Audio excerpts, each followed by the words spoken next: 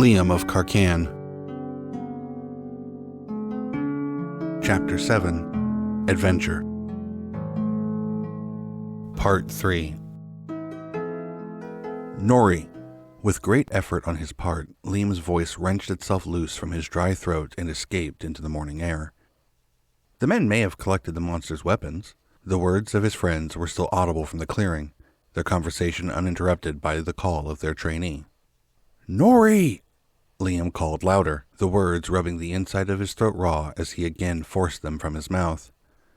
"What?" Nori's annoyed reply was followed by an even angrier, "Where are you?" "You need to see this." "See what?" Liam heard Otto's calmer voice draw nearer before the sound of the two men clambering around the downed trees followed. "Damn it, Liam, we told you not to wander off."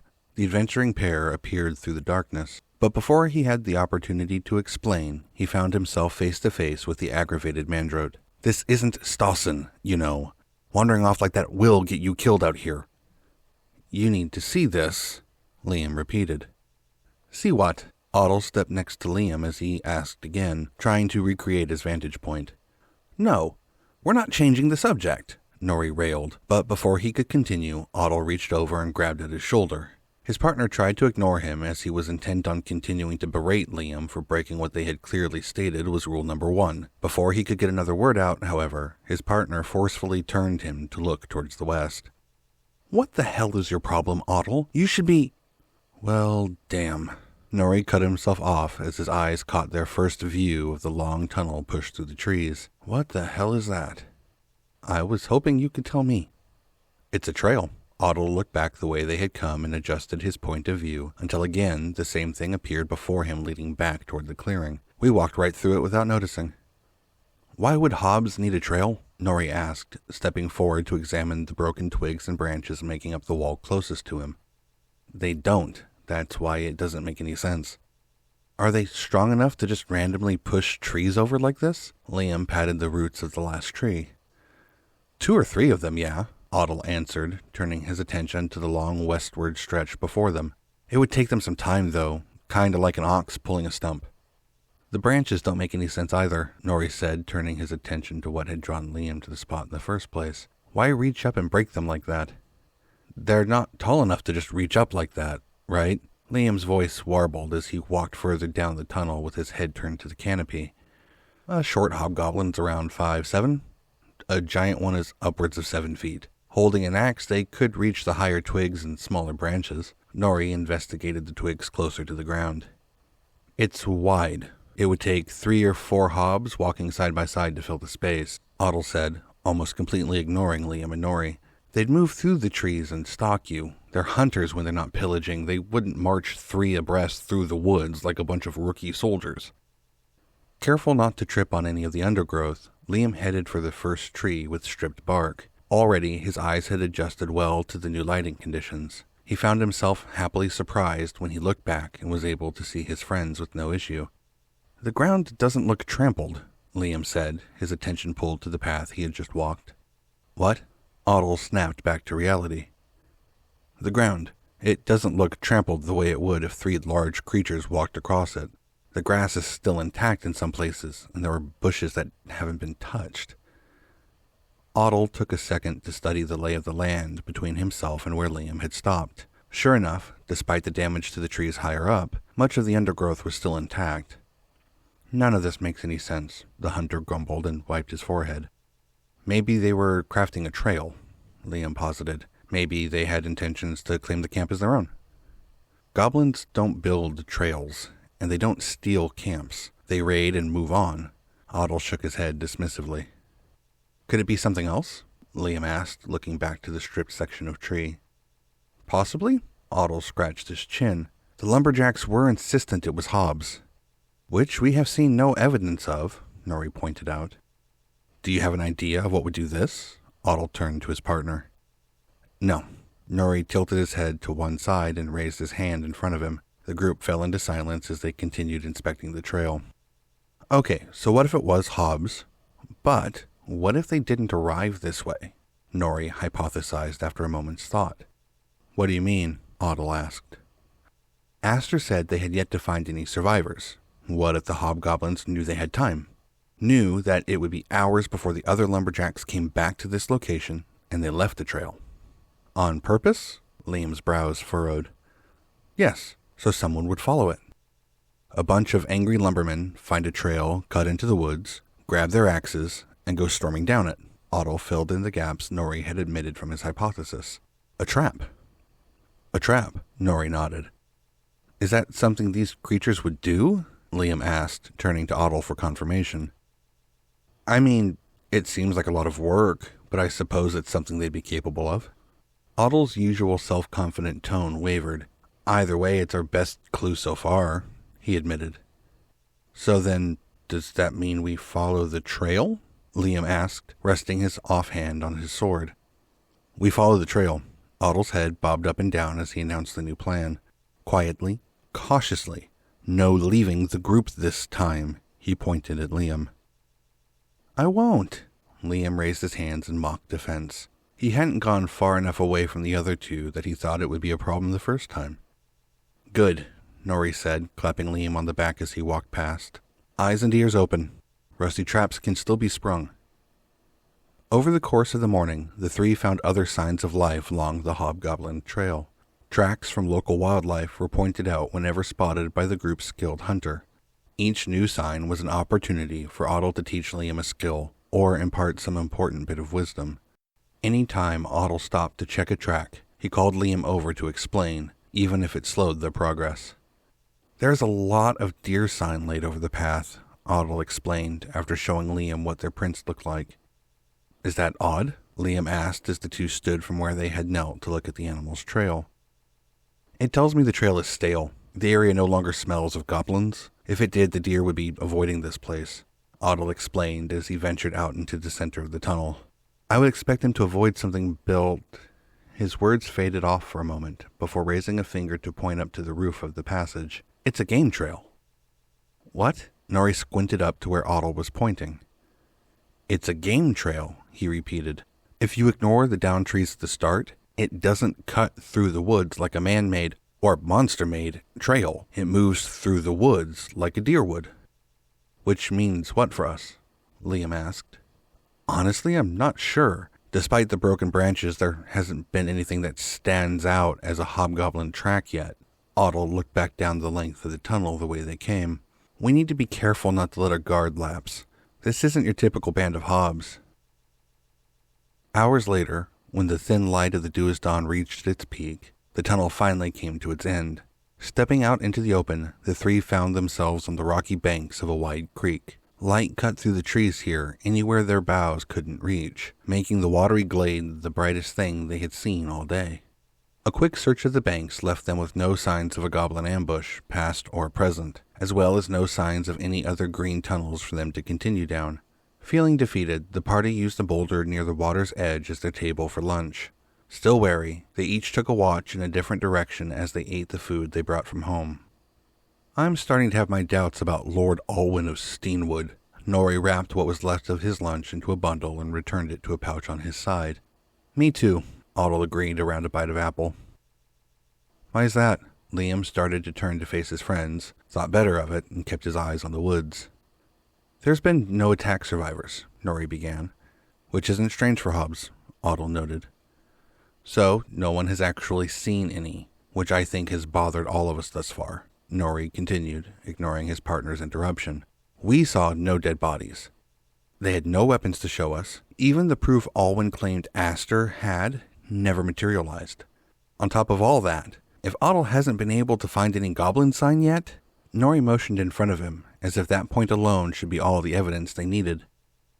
I appreciate the vote of confidence, Otto reached over and slapped his partner on the shoulder, but that doesn't immediately rule out a warband. Something has to have made that trail, despite the lack of hanging bones.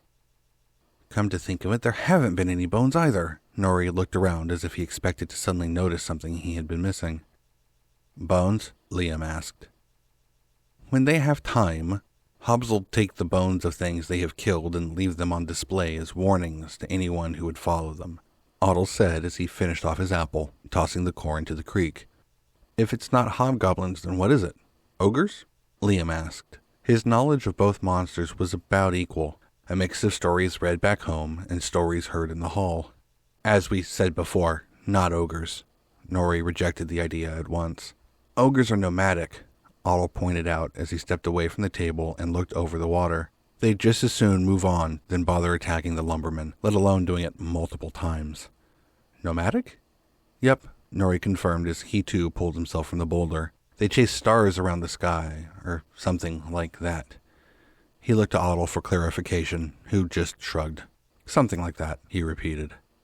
Chase stars, Liam thought as he followed the others to the creek. So much for swamps and talking donkeys. Done with their lunch, the three men scoured the far side of the creek for any signs of their quarry. Coming up empty-handed once again, they agreed to split the group. Otto took Liam upstream so he could continue his education, while Nori headed off alone downstream. In his usual efficient manner, Otto explained how things changed along a water source, as well as the effect that had on the things he taught Liam in the woods. The two hadn't wandered far from their picnic spot before Liam spotted Nori standing in the middle of the creek, waving his arms. I almost missed it completely, Nori whispered to the others, still ankle-deep in the cool waters of the creek. The silver rank guided them well past where they had terminated their earlier search, and now they stood in the water, staring at the tree line. Wonder why it's so much smaller. Liam could easily see how he would have missed it. Without the broken trees around its opening, it was nearly impossible to spot this second tunnel when approaching parallel to it. The mouth only solidified once you stepped directly in line with the rest of the tunnel. A few steps in either direction, and it faded from sight. I don't get it. If they wanted to hide their number, why make the tunnel smaller? Why not just stop carving paths through the trees? Otto bent his head back to look at the top of the opening as he approached it. Something is off here. Nori gave words to both the Silver Ring's concerns before joining Otto at the mouth of the tunnel. We need to be extra careful moving forward. There was a concern in Otto's voice that set Liam's nerves on edge. The three of them prepared themselves for what might be ahead and walked into the woods. Restless hands fell to the handles of eager swords as they passed the broken branches at the mouth of the tunnel, and Otto took the lead. Nori silently slipped into the rear guard, keeping the inexperienced Liam sandwiched between his seniors. Gone were the teachable moments as quietly the three crept forward, eyes peeled and ears alert for anything that seemed out of the ordinary. Not long after the sound of the creek faded from their ears, Otto suddenly motioned for the others to stop. Silently, he held up a single hand and pointed to the edge of the tunnel. As quietly as possible, Nori and Liam slipped off the path and into a dense row of bushes, where they made themselves as small as possible. When Liam looked back to the tunnel, Otto had already disappeared without a trace. The two remaining men sat hunched close together, surrounded by the small branches of the plants they buried themselves in. Silent seconds slipped by and turned into long moments before Liam felt the sound of his breath filling the cramped space. The sound was louder than it had any right to be, louder than he ever heard it before. Nervously, he fought to control his breathing, holding in the air until it burned his chest before releasing it slowly. Between breaths, his ears picked up the sound of a faint rattle nearby, the fast vibrating sound of metal on metal. His body tensed, and his eyes darted from side to side, his world blurring at the edges as he tried to spot the source of the vibration. Calmly, Nori turned to look at Liam. It was plain to him that his friend's nerves already neared their boiling point. Gently, he laid one hand on Liam's shoulder and the other on the pommel of Liam's sword.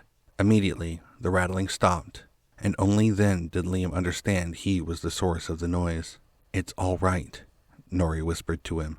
You got this. You trained for this, and we've got your back. If you can outrun a Vargur across an open field, a couple of hobgoblins in the woods is nothing. Liam nodded, but kept his mouth shut. His throat had already gone dry with worry, and he feared making any unnecessary sounds. Nori released him from the embrace before turning his attention back to the road, and the rattling returned. Liam shoved both his thumbs into the band of his belt. He tried to force his mind to clear as his fingers danced across the rough leather of the cheap strap. One hand found its way into a pouch and fumbled through the contents until it found a thin, teardrop-shaped piece of scrap material. Almost instantly, the worry fell from his body and his hand gently closed around the leaf from Denholm's lemon tree. His muscles relaxed and his body stopped causing his armor to shake around him. He focused on the green texture of the plant, imagined what it looked like, but fell short of pulling it from the pouch. For a faint second, he could almost smell the fragrance from the unexpected gift. Before the scent coalesced in his mind, the dark form of a hooded Otto appeared from the woods and took up position next to him in their hiding place. Again, silently, Otto motioned for the rest of his party to follow behind him. They obeyed, keeping to the edge of the tunnel while they stalked down its length for another 100 yards. Here, a rise in the ground before them signified the end of the path through the trees and the beginning of another brightly lit clearing, far smaller than the rest. Otto motioned for them to drop low against the berm and look into the clearing. Liam peered over the rim and waited for his eyes to adjust back to the bright daylight. As the glade came into focus, he could see that the berm ran the full circumference of the clearing, placing it in a bowl carved out of the land. The trees that had been cleared to make the space stood stacked in a cone on one side of the clearing. Like the others, their roots were still intact. A sudden weight fell across Liam's side, accompanied by the warmth and smell of Otto, who pressed his lips to his ear before speaking in a quiet voice. "I couldn't find any goblin sign in the woods around the clearing, but that doesn't mean they're not nearby. Pretty sure this is where they'd have set their ambush. There doesn't seem to be another exit. On my signal, we move into the clearing ready for a fight. Same tactics still apply. Nod if you understand." Liam nodded. "Good." The force from Otto's pat on his back pushed Liam deeper into the dirt before he slipped away again and took up position between Liam and Nori. Liam kept his eye on Otto as his right hand gripped tight around the handle of the short sword the silver rank had pulled from the cart wreckage. Hobbs or Varger, Liam thought as he forced his breathing to steady. This will keep the lumberjacks safe. They'll earn their living and make it home because of us, he reassured himself. Liam saw Otto pull the sword from his belt and give one last look to Nori before his attention fell back to the center of the clearing. Suddenly, and without warning, Otto rose from the ground, pushing the hood from his head, and ran towards the center of the clearing. "I guess that's the signal." Liam pushed himself to his feet as Nori clambered over the berm and after his partner. Pausing only for an instant to draw his weapon, Liam gave chase after the two men and rushed toward the center of the clearing. His feet slipped across the grass as he skid to a stop, turned his back to his teachers, and stood ready to fight. Liam's heart pounded in his chest, his hand growing clammy in its lone glove as the three stood back to back and waited. He kept his eyes on the edge of the woods, expecting that at any moment a large green beast would come lumbering from the shadows with his name etched into its club. Nothing appeared.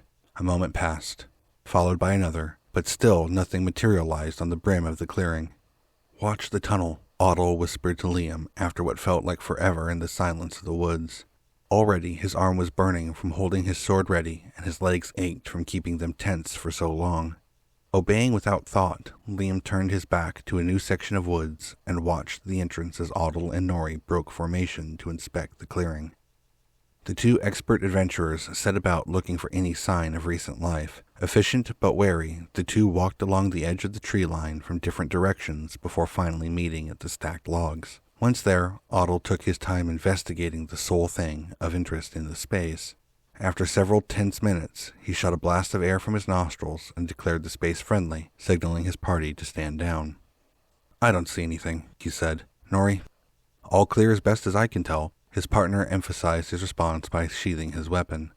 Liam lowered his guard, but kept his eyes moving around the edges of the clearing while his seniors continued to search over the strange totem. Too many times, in too many books and movies, the adventurers let their guards down too soon. Liam wasn't going to get caught by so simple a trope, not when his life depended on it. "So it was a red herring?" Otto asked Nori, who simply shrugged. "We should have checked with Aster. Maybe it's a special woodsman's way of cutting paths," he offered. "We'll look like proper idiots if that's the case," Otto sighed.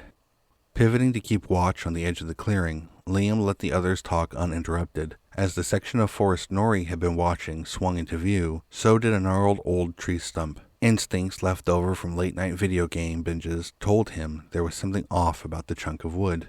"The kind of thing Peter Pan might live in," he mumbled to himself as he drew up to it. Liam sheathed his sword before stepping up onto the berm. The tree that had fallen from this place must have been ancient, its roots having cracked the boulders it rested among in several places. All across the rocks, moss grew, trapping chunks of gravel in the bark of the dead tree. Bending down, he tried to free a pebble from a groove in the trunk, but it wouldn't budge. He braced his other hand on the bark for more leverage, but snatched it back at once. The wood was cold and hard, reminding him of the molded concrete patios popular back home. "We'll have to double back to the site of the attack," Otto was saying back at the vertical log pile. "Spiral out like we had originally planned. Hopefully we'll pick up a trail pretty quickly." "This has been a long waste of a day," Norrie complained. "Liam," he raised his voice and pulled the Iron Rank's attention back to the job at hand. "Come on, we're gonna head back." Liam turned from the boulders when called, but stopped for a moment to give it a second glance out of the corner of his eye. "You guys, there's this weird stump—" He started, but was cut off. Under his feet, Liam felt the earth tremble and undulate. His knees bent as the ground under him pushed him into the air. It wasn't the ground under him that worried Liam. Liam was used to earthquakes. What caused him concern, what made him glance back at the stump, was the way the color drained from Otto's face as it all played out. In his peripheral vision, Liam caught sight of a strange, lumbering creature emerging from a large hole where the stump had stood. Well over 8 feet tall, the thing's body seemed to be made of stone. Large sections of rock were broken up by wood and moss like a patchwork skin over most of its body. Liam fought to understand what he was seeing as a blurred hand caught him in the side. The impact carried him, airborne, across the clearing where he skid to a stop. In the pain-free moments before everything went black, the last thing he saw was his friends rallying to protect his still form. The first thing that returned to Liam was pain. Every part of his body ached in a way greater than anything he had ever felt before. Shortly after the pain came the return of his hearing. A low buzz slowly filled his ears before a loud roar washed over his body. His sight was the last thing to return, leaving him to look down at the blurry earth through rainy eyes. "I can do this," Liam told himself, though he didn't believe it. Why should he? He was just a college student who couldn't pass his statistics course. What was he even doing here? Another moment passed, and Liam felt his body rocked by a blast, followed closely by the smell of burning vegetation. More magic from his mentors. His friends, who he had followed into the woods to do this with. What the hell was I thinking? Liam turned his head to look out into the clearing, but all he could see were blobs of indistinct color and light filtered through the water in his eyes. Somewhere out there were Otto and Norrie, still going at it, still keeping him safe. Is this it then? After everything else, this is where I die? His internal monologue turned on him. I might as well have let 80 stick me with his knife, or better yet, never bothered anyone and let the Vargerpup eat me day one. He took a ragged breath. You knew this wasn't another game when you signed up. The familiar voice carried words into his mind without touching his ears.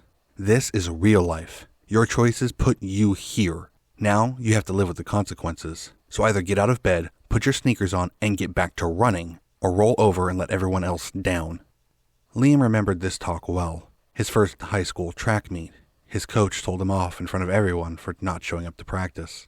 They had driven over 2 hours, and he was left warming the bench. When they got home, he ran and hid under his covers like a child, and instead of comforting him, his dad told him off. Liam missed his family. He missed his home, but he was never going to see any of it again if he stayed crawling in the dirt. Screwing his eyes shut, Liam forced himself to shake the teardrops from his face, the motion causing new pain to slosh throughout his head. Painfully, he turned his attention back to the center of the clearing. It took another moment for the blurs in front of him to assemble into recognizable forms, but when they finally did, things were not going well. In the center of the glade stood a large, hunched creature, its body crafted from a series of ragged boulders, among which sat the lopsided section of wood that Liam had confused for a stump. Drawn out across the boulders, patches of bark and raw wood gave the illusion of mottled skin, while carpets of moss and lichen stretched across the massive form. On opposing sides of the creature were Otto and Norrie, looking all the worse for wear. The pair moved quickly around the creature, maintaining their distance from it while its rampage carried on. Liam watched as Otto loaded an arrow into his hunting bow. Without pausing, he let it loose toward the beast. The iron head struck, but became tangled in the lichen, leaving the shaft to flap loosely against its side. Angrily, the creature turned its attention to Otto and let out a loud roar from a mouth Liam could not identify. As he reached into his emptying quiver for another arrow, the thing stumbled forward, ready to strike out at the adventurer. Otto stood his ground and strung another arrow as suddenly, behind the thing, the ground rumbled and tore itself apart. 3 large hunks of earth shook loose and shot from the ground straight into its back. On the far side of the clearing, Norrie stood, hand outstretched, already working to conjure more magic to attack again. The creature stumbled from the impact, and Otto used the opportunity to slip to the side, out of its reach. Across the clearing, Nori matched his movements as if in a well-practiced dance, and the two kept their target locked between them. Again, the arrow pinged off the recovering monster. Again it grew angry, and again it turned to find the archer. As Otto ran past where Liam fought to stand, his attention solely on the beast, he scooped an arrow from the ground and knocked it into his bowstring. As soon as the projectile slid into place, Liam could see his lips start to move, and the shaft glowed with a dull light.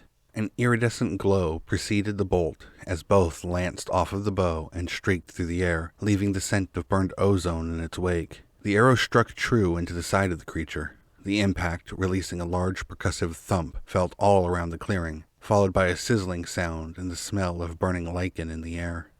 On the other side of the creature, Nori took the time granted by his partner to call forth a ball of fire. As soon as it coalesced into existence, it launched off his palm and singed more of the moss off the creature's backside. The beast reared back and let loose a long, frustrated howl before turning on Nori with surprising speed and lashing out with the back of a boulder-sized fist. The spry man managed to jump back away from the incoming strike, but the edge of the monster's knuckles dragged along his side and sent him spinning into the dirt.